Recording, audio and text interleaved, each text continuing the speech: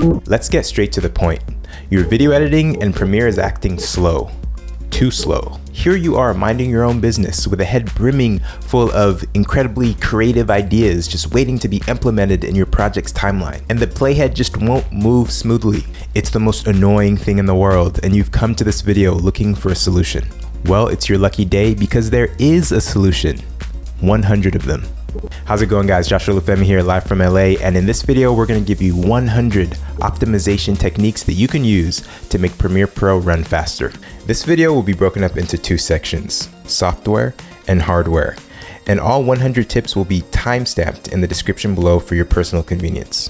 We'll start off with tips specific to optimizing Premiere Pro, then general software tips that would work with optimizing Premiere Pro as well as any other software, and then we'll end with hardware tips. Let's get into it. When you're in Premiere Pro, you should, number one, disable your clips when you're not using them.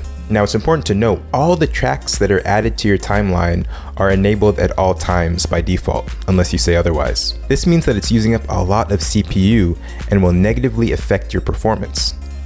To stop this, simply highlight the clips that you're not working on and disable them. It will stop your computer from previewing them and using up all the additional performance power. Say we're editing a music video and you had 5 clips stacked up on top of each other. We'll assume that as the playhead is passing over, it's only seeing the top clip in that stack. All the 4 clips below that top clip should be disabled. Again, it's because they aren't even being viewed and they're simply draining CPU resources. Number 2, make sure that GPU acceleration is turned on. This is assuming that you have a dedicated GPU. GPU-only previewing is the most efficient way to preview videos. You can set it up by going to Project Settings, then go to Renderer, and then pick the appropriate option. GPU-only previewing will have a different name depending on whether you're using NVIDIA or AMD GPUs. For NVIDIA, it's called CUDA, and for AMD, it's called OpenCL. Number 3, make sure that you're using low-quality resolution at playback. You can change this by going over to the bottom of your program window, clicking on the drop down and dropping your playback quality to as low as it can go. By default, it's always at full, but you can go down to like 1/4, and I've even seen 1/16 quality sometimes. The cool thing is this doesn't actually change your quality at export. It just changes the quality while you're editing your video so that things play back smoother. Number 4, use global FX mute. If you're satisfied with your effects, you can actually temporarily turn them off just to increase performance. This can be accessed in the button editor. If you're a Premiere Pro video editor, you gotta check out this transition pack that the team has made just for you. These transitions are meant to give your high-paced edits just a tad bit of extra oomph. They are easily tweakable. They play very light in your timeline, and they're just a ton of fun to mess around with. These 100 transitions require no installing, no plugins, and work perfectly in the latest edition of Premiere Pro. And check this out, with every purchase, I'll throw in the entire Olufemi Creative Pack absolutely for free. This includes 3 additional transition packs: the box lens transition pack, the camera snapping effects pack, and the identity transitions pack. In addition to that, it also includes 3 of my light leaks packs. There's the Bloom light leaks pack, the light opal light leaks pack, and of course the sea glass light leaks pack. The Olufemi Creative Pack is valued at over $119 alone,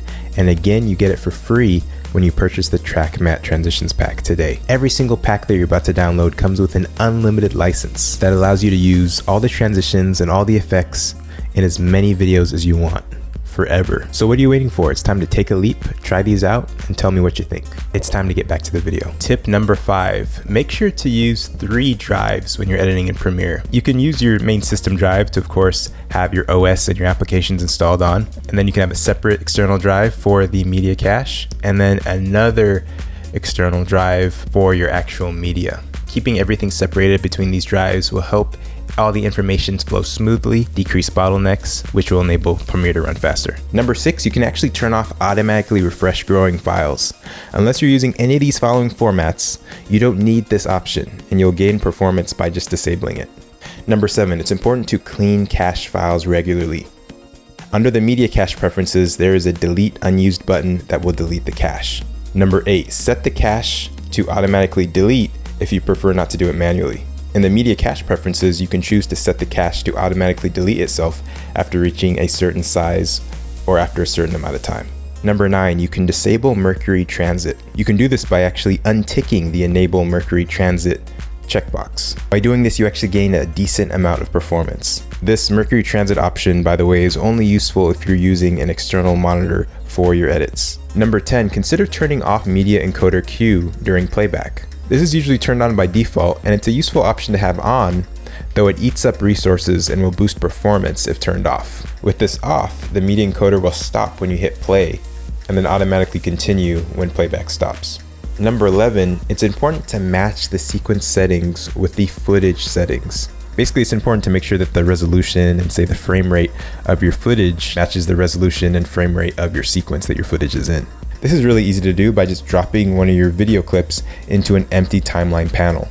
Premiere Pro will then automatically create a new sequence with the appropriate settings.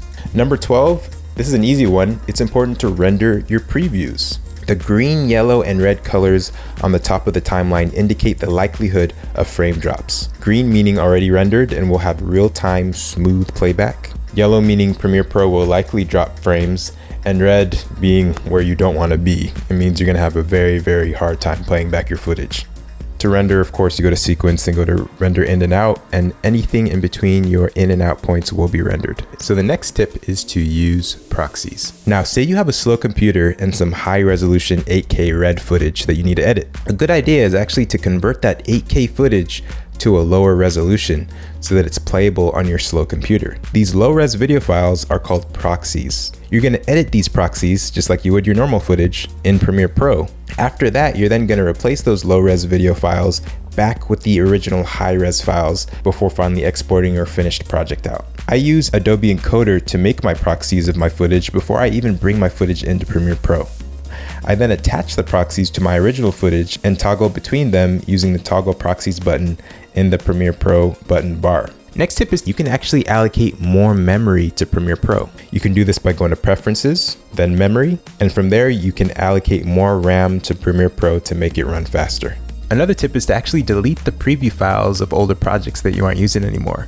Preview files can take up a lot of space, especially mine, because I have my preview files PRORES 422HQ. You can decide to shoot your footage in a PRORES codec. PRORES runs very, very smoothly in Premiere Pro, way more smoothly than an alternative such as H.264. If your camera does not shoot PRORES internally, you can use a monitor like the Atomos Ninja to extract PRORES files externally, or you can simply just convert any of your footage to PRORES using Adobe Media Encoder before you bring it into Premiere Pro. It's important to remember to update the Creative Cloud and Premiere Pro. It's amazing how using an old version of Premiere Pro or of Creative Cloud can really slow everything down. Next, it's important to remember to check your hard drive disk space. A common rule of thumb to keep your computer running fast is to have at least 15% of your hard drive disk space free. Another tip is to optimize rendering for performance inside of Premiere Pro. You can do this by going to Preferences, then navigate to Memory, and set Optimize Rendering for Performance. Next tip is to disable autosave. This is of course a downside because you won't have autosave constantly saving your project, but the thing is, frequent autosaves can sometimes slow down your machine. You can of course adjust autosave under Preferences. Next tip is to don't edit project files and source files directly from your memory card. This is an issue that a lot of my students would do. A memory card or an SD card, give or take, is 5 to 10 times slower than a normal disk drive. It is true that cards will vary in speed, but there will always be slower than a disk drive. Next tip is to render dynamic linked comps. If you have any portion of your video timeline that's linked to After Effects, you can quickly render and replace those for faster playback. Simply right click on the dynamic linked sections of your edit, then select render and replace. Basically what this is doing is it's changing the dynamically linked comps into an actual rendered out video file. Next tip is to actually close Lumetri scopes. This will definitely make Premiere run faster. Next tip is a little bit obvious. It's running Premiere alone. Don't have any other applications open, whether it be After Effects or Photoshop. Next tip is to partially export a complex part of your timeline. I do this all the time. Sometimes I have timelines that are like, say, 50 tracks deep, and I already know that I've already edited the first half of the video. So I just decided I'll export out like a non-compressed PRORES version and then bring it back in and then actually delete or disable all those clips during the first half of the video so that now my timeline is significantly less cluttered, less complicated, less CPU being used, and Premiere will in turn run faster. Next tip is to turn off any overlays currently in your program window, whether it be safe margins or grids or anything else. Next tip is apply effects in the correct order. What you want to do is you always want to put the warp stabilizer effect on top and then the Lumetri color effect right underneath that, and have those two effects be above any other effects that you're going to be using on that clip. The warp stabilizer and the Lumetri color effect greatly affects the speed of other effects added, so it's important to place those other effects always below the warp stabilizer and then below the Lumetri color effect. Next tip is to actually use previews on export. Clicking the use preview files on export will speed up the export process because Premiere Pro doesn't actually have to spend the time to re-render those preview files when it's exporting the final video file. It's essential, however, to make sure that the preview files that are using are high quality. All my preview files are set to generate as PRORES 422 HQ files. You can change your preview files format in sequence settings. Next tip is remember to click on hardware encoding to speed up exports. By taking advantage of NVIDIA's NVEC tech, Premiere can use GPU acceleration to speed up the export process for H.264 and H.265 files. This can be activated in the export settings window. Once you're there, go to encoding settings, then go to the performance dropdown and switch to hardware encoding in that dropdown. Next tip is actually putting all your effects on an adjustment layer over your clips rather than on your individual clips. That way, when you want to make your timeline play faster, you can just disable your adjustment layer and temporarily mute your effects. This is a lot easier than having effects on every clip where you're gonna have to go and disable every effect individually on every clip. Next tip is to delete temporary files. Temporary files like internet history, cookies, and caches take up a ton of space in your hard drive.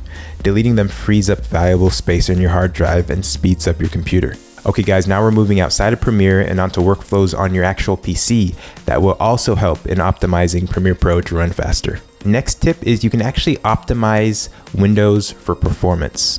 You can do this in settings by choosing best performance instead of the default best appearance. This basically tells Windows to turn off the flashy animations and opt for a simpler UI that works faster. Next tip is to clean the PreFetch folder. Every time you launch a program for the first time, Windows creates a file that will make the program launch quicker the next time you use it. This little file gets put into a folder called PreFetch and is stored there. Just like any other folder, the PreFetch folder can get pretty cluttered as it accumulates files for different applications.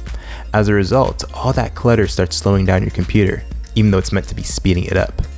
The solution is to give your PreFetch folder a cleanup every once in a while. To clean the PreFetch folder, do the following. Click on Start and type PreFetch in the search bar. Hit enter and the PreFetch folder will open.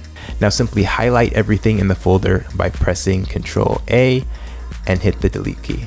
Next tip is make sure that you actually restart your computer occasionally. Believe it or not, as simple as it seems, restarting your computer at least once a week does wonders for your system. It flushes out the RAM and it ends processes and services that did not close out previously. Next tip, make sure you have an antivirus active. Windows Defender is good on its own, but there may be better optimized ones that won't hurt your performance as much. Windows Defender, which is the default antivirus software, is good on its own, but there might be even better ones that are better optimized and won't hurt your performance as much. Next tip is to remove unused USBs that are plugged into your PC. They can actually be harmful to the performance, and it's best to remove them if they're not being used. Next tip is consider investing in a monitor with a fast refresh rate and response time. Working on a monitor that can display 144 Hz as opposed to, say, the usual 60 Hz is a night and day difference when it comes to the smoothness of everything being showcased, and it can be a pretty smart investment. Additionally, monitors with fast response times, such as greater than 5 milliseconds, make input lag virtually non-existent. Next tip, use a memory test program to actually check your RAM health. One easy way to test your memory is with Windows 10's built-in memory diagnostic tool. Search for Windows Memory Diagnostic Tool in your Start menu, then run the application. Select Restart Now and check for problems. Windows will automatically restart, run the test, and reboot back into Windows. Next, it's important to scan for unwanted software. Viruses or other malicious programs that you might have accidentally picked up can work in the background without you even noticing. Luckily, Windows has a built-in scanner that can help you detect and remove them. Next tip is actually reinstalling Windows. Now remember guys, you gotta make sure you have a backup of all your files. With a fresh installation of Windows, you can actually skip many little steps that you'd usually need to do in order to speed up your computer. If your Windows is too cluttered, this might be the best option for you. Next tip is to close down background processes. By pressing Ctrl-Shift-Escape, the task manager should pop up. Here you can see which running programs are working currently. If some unwanted program is taking up too much space on your CPU, close it by right-clicking and pressing End Task. Next tip is to update your graphics card drivers. An out-of-date driver can definitely hinder your PC's performance. Next tip is to make sure that you're running the latest Windows updates. You can do this by simply going to Settings and pressing Security and Updates. Next tip is make sure you use high priority settings to optimize Premiere Pro. If there's a specific program that you'd like to optimize, aka Premiere Pro, then you can access the task manager by pressing Ctrl-Shift-Escape. Then press Details on the top bar. Then right-click the program, hover the mouse over Set Priority, and select High. By the way, it's not recommended to select real time. Next tip is it's actually important to make sure that the temperature of your hardware is optimal. There are many free and easy to use temperature monitoring programs that you can download. They will always allow you to be able to have an eye on the temperatures of your components. If you're experiencing random shutdowns or blue screens, it could actually be due to an overheating component. Next tip is to actually limit the startup programs that automatically always open up when you start your PC. Sometimes it can take actually a long time for your PC to be usable right after turning it on due to all these many startup programs loading at the same time. By pressing Ctrl-Shift and then Escape, you can access the task manager and press Startup on the top bar. You can then right-click and disable the programs that you really don't need every time your computer starts up. I'm sure a lot of the time you actually forget to actually cancel out of these programs before you enter your video edit within Premiere, and these programs end up just slowing your entire computer down. Next tip is to actually fine-tune your PC's power plan. Go to Control Panel, then go to Power Options, and then select High Performance. This will draw more power from your power supply and improve your PC's performance. Next tip is to organize your desktop. Using proper folder management and removing clutter can make it easier for you to work, as well as help your RAM out. Next tip is using disk cleanup. By right-clicking a disk and pressing Properties, you can see the Disk Cleanup button. This allows you to delete useless data and clean cache, basically freeing space on your drive. Another tip that I actually recently performed myself is actually uninstalling then reinstalling my graphics card drivers just completely. Sometimes your drivers can actually become corrupt, and simply updating them will not fix your computer issues. It's important though, especially in the case of my NVIDIA drivers, to actually use their special GeForce Experience software to do this uninstall and then reinstall. If you try to do this manually, you can run into a lot of issues. Next tip is it's important to manage your virtual memory. Windows actually sets the page filing automatically, but sometimes it can be better to tailor it for your personal needs. Go to System, Advanced System Settings, Advanced, then Settings on the Performance tab, then Advanced, then Change, then uncheck Automatically Manage Paging File Size for all drives. Select the drive where Windows is installed and tick the Custom Size box. The recommended page filing size should be a minimum of 1.5 times your physical memory and a maximum of 4 times the physical memory. Once you've adjusted it, press Set and then OK. Next tip, consider turning off System Restore. System Restore is a usable feature built in Windows XP, Vista 7, 8, and 10 that allows you to restore your computer to an earlier date where it works fine. The longer you use it, however, the more space it takes up, which will slow down your computer to some extent. It's not really a feature that I've ever used, and I've actually chosen to keep it off. This is how you turn it off. Step 1, click on the Start button, then go to the Control Panel, go to System, System Protection. If prompted, type your administrator password or click Continue. Select the disk that you want to turn off System Restore and click the Configure button. Step 3, in the System Protection for Local Disk C window, tick Disable System Protection and OK to save the changes. Next tip, check for unintended overclocks. So guys, your system's instability might be due to unintentional overclocks. The new software, especially for GPUs, makes overclocking automatic and as easy to use as pressing one button, though it isn't always stable. Open your GPU and CPU driver software and make sure it is activated if you're experiencing crashes or blue screens. Next tip, set a custom fan curve. The fans on your CPU, GPU, and the ones on your case all work at their default speeds as dictated by their drivers. It can be beneficial to manually increase them if your system is too hot. The CPU and case fans are usually adjustable in the BIOS, and the GPU fans can be adjusted with dedicated software like MSI Afterburner. Next tip, use the task manager to check if disk usage is too high. Make sure to click Ctrl-Shift-Escape to open the task manager up and watch for the percentage on the top of disk. Due to there being many different causes for high disk usage, it's best to refer to a guide online. It should be pretty easy to fix it. Next tip is to use the 64-bit version of Windows. Now, it's very likely that you're already using the modern 64-bit version, but on the off chance that you're still running the 32-bit one, it would be a very big upgrade to switch to 64-bit Windows. Next tip is to update your BIOS. It is always best to update to the latest version of the BIOS for your motherboard model/brand. Next tip, consider disabling Windows Defender. If you're already running a third-party antivirus software, you really don't need Windows Defender to be turned on because it's definitely known to decrease performance. Next tip, consider upgrading your CPU fan.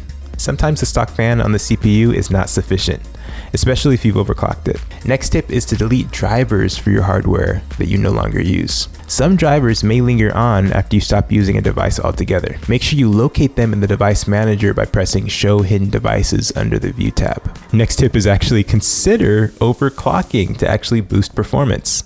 You could get a free increase in performance simply by overclocking your hardware, but make sure to consult with a professional or look up guides if you decide to overclock for the very first time. Although overclocking is relatively easy, things can go wrong, like I mentioned before, and it can potentially damage or prematurely degrade your hardware. Be cautious and read up extensively before attempting it. Next tip, if you've overclocked certain components to gain performance, do not forget to make sure that the voltages are set properly. Some overclocking guides forget to mention setting an appropriately increased voltage on the overclocked component. If left alone, this can be highly dangerous for the hardware. Next tip, after installing new RAM, make sure it's running at its advertised speeds. In the BIOS, you can actually make sure that the RAM you have purchased is set to work at its advertised speeds. Often your system won't adjust this automatically. Next tip, replace old and slow hard drives. Hard drives with a slow RPM can greatly limit your speed. Next tip, after installing a fresh install of Windows in your PC, make sure you partition your drives properly. It is recommended to follow a guide on proper drive partitioning if it is your very first time installing new Windows. Next tip, building your own PC from scratch all by yourself can be challenging, but it might actually be pretty beneficial. You might be able to optimize the PC for your needs if you build it completely yourself. Next tip, this is an interesting one. Make a habit of turning off your computer properly. Opting to always shut down your computer through the button might cause damage to your files. Instead, turn it off always through the software. Next tip, make sure that you defrag your drives. Windows 10 can help you defrag your drives easily and keep the reading time short. Next tip is make sure you're running the native resolution on your screen. Right-click on your desktop and click on Display Settings. Here you can make sure that the native screen resolution and ratio have been set. If you don't know it, look up the brand of your monitor. Next tip, optimize the global display color settings. Make sure to go into the driver UI for your GPU and play around with the saturation and color settings to find that sweet spot. Next tip is enable AMA on your monitor. Most monitors have an option named AMA, or Advanced Motion Acceleration, which can be particularly useful for video editing due to optimizing the fast-moving image. Next tip is disable the Windows game bar. Although called the game bar, this setting has been known to cause issues for various programs, and it is recommended to disable it. Next tip, disable the dedicated overlay from your GPU driver's UI. This actually might be annoying and accidentally open from its hotkey. So go to the program and disable any overlay options. Disable any hotkeys in the GPU driver's UI. They're not usually being used and they can trigger random screenshots or screen records that harm performance. Next tip, check the Program Advisor in your GPU driver's UI. The Program Advisor has many recommended optimizations and upgrades based on your system's performance in a certain program. The driver measures this on itself. You don't need to activate anything. Next tip, the Windows Performance Troubleshooter could actually help you. This is a good way to let Windows automatically fix any hanging problems. Next tip, guys, stop or delete OneDrive. Good grief. If you don't need it, just delete it. If you actually do rely on OneDrive though, make sure it isn't always syncing, as it's going to continue to run in the background and hurt your performance. Next tip, turn off search indexing. This is especially useful on older systems and will give a good performance boost. Type services.msc in the Windows 10 search box and press enter. Find indexing service. Double click it and press stop. After rebooting, this will take effect. Next tip, disable transparency effects. This setting can be found in the personalization settings under colors when right clicking on the desktop. Next tip is use automated Windows maintenance. In the control panel, select system and security, then select security and maintenance, then click on the change maintenance settings and adjust it to a specific time that you'd like it to run every day. You can also start it to run immediately. Next tip, disable delivery optimization. How do you do this? Under update and security, when entering in the delivery optimization window, tick off the allowed downloads from other PCs. Next tip is to delete unnecessary Windows stock apps. Feel free to delete any apps that come with an installation of Windows that you don't use and claim the free space. Next tip, consider using different partitions on a single disk. This could be very useful for a neater arrangement of your files. For an instance, you could actually point Premiere Pro cache files to one partition and save the other for useful media files. This way they won't mix. This is especially useful if you're running a single hard drive, although I'll admit this is not recommended. Next tip, run a full system scan from time to time. Although a quick scan or a specific folder scan is usually sufficient, sometimes a full system scan can sometimes find hidden malicious files that wouldn't have been found otherwise. If present, these are hurting the performance of your system. Next tip, consider setting your CPU to always run at its boost speed. This isn't technically an overclock, but might give you a big boost. CPUs generally have a boost clock speed that only activates once the PC is overwhelmed. In the BIOS, or with a dedicated CPU program, you could set the base speed to be equal to the boost. Next tip, opt for cooling over acoustics. The BIOS and dedicated programs for your GPU both have a fan setting that optimizes the fans to be silent when sacrificing cooling. The same thing goes for hard disk drives. The speed would be compromised for less noise. If you don't mind a louder system, opt for the speed and claim a free boost to your system. Alright guys, now we are going into hardware tips. Next tip is to purchase a more powerful graphics card. The graphics card is responsible for rendering an image to your monitor. It does this by converting data into a signal that your monitor can understand. The better your graphics card, the better and smoother image that your computer will be able to produce. I currently use a GeForce NVIDIA RTX 2080 with a full 11 gigs of GDDR6 memory. Next tip is to upgrade to a solid state drive. A solid state drive will make the boot up time of your PC and loading times lightning speed fast. Next tip is to actually use a USB-C connector to connect your hard drive to your computer. This again will increase your data transfer speed by a ton. Next tip is to make sure your PC has good cooling. Proper airflow through your case is vital to keeping the temperatures low. It is recommended to have at least one intake and one exhaust fan on your case. Next tip is simply purchase more RAM. Computer access memory, or RAM, is one of the most important components in determining your system's performance. RAM gives applications a place to store and access data on a short-term basis. It stores the information your computer is actively using so that it can be accessed quickly. I suggest a bare minimum of 16 gigs of RAM for most HD video editing. 32 gigs plus, however, is preferred. Next tip is to clean your hardware. If you've not opened your PC case in a long time, then there's probably a lot of dust inside the fans, and it's likely limiting your PC. If it hasn't been cleaned in too long, it can drive the temperatures very high as it impedes the cooling. So you can actually use compressed air in the can to clean that whole thing out. This next tip is funny. You should disable the virtual assistant. You should do this anyway, whether you're using Premiere or not. Windows Cortana is the most annoying thing in the world, and by disabling it, you can free up processing power for other things. Next tip is to actually check the speed of your RAM. Having lots of RAM at your disposal can make using multiple programs at the same time very easy, and it can encourage you to multitask. But the speed of the RAM stick is equally important in some scenarios, especially if you have an AMD processor.